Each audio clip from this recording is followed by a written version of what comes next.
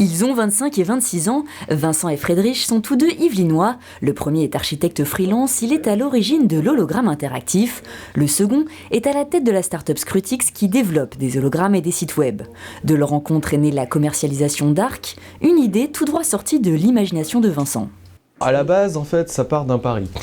Un pari d'un ami qui me disait, qui m'avait montré ça en fait sur internet et qui me disait je parie que tu n'arriveras jamais à le faire. Donc on l'a fait avec du carton en fait, simplement du carton, quelques bouts de plastique et on est arrivé à faire quelque chose comme ça sur un écran. On s'est dit mais pourquoi pas mettre nos maquettes à l'intérieur en fait? Puis ça a germé dans notre esprit, puis d'un coup, moi j'ai commencé à travailler dessus et à me dire mais je vais mettre mes maquettes à l'intérieur. Mélange d'innovation et de systèmes préexistants, la pyramide holographique permet, grâce au codage, de projeter différentes maquettes en 3 dimensions. N'importe qui peut alors interagir avec l'objet à l'aide de ses mains. En fait, c'est un monde 3D et à l'intérieur de ce monde-là, on a la 3D qu'on demande, ou alors quelque chose qui est numérisé, c'est-à-dire un bouquin par exemple, comme vous l'avez vu ici. Donc à l'intérieur de ce monde-là, ensuite, on prend les différentes phases d'une 3D, et on va les afficher à l'écran, et ces différentes phases vont être ensuite reflétées sur la pyramide.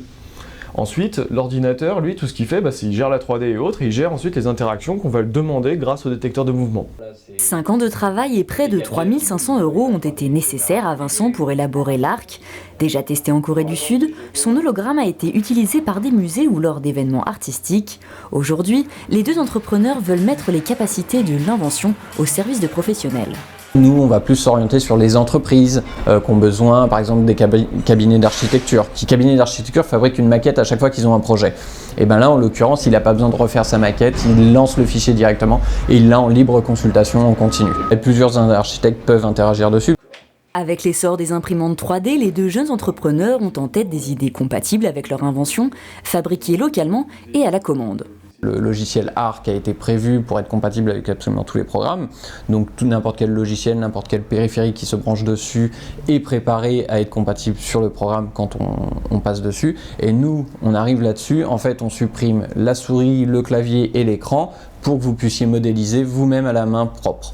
Pour acheter un Arc, il faut débourser environ 2 000 €. L'objectif pour les deux entrepreneurs est de vendre suffisamment de machines pour réinvestir et améliorer ses performances. D'autres utilisations de l'Arc sont encore à l'étude. L'hologramme interactif pourrait un jour se retrouver dans les hôpitaux et servir à des fins médicales.